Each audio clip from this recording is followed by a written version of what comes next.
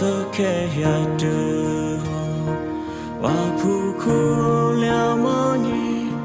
ma nge da na o lia sa ke wa te mya su ne o po mya su ne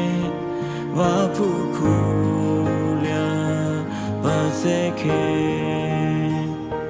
Molly Moki ke Vadi Inde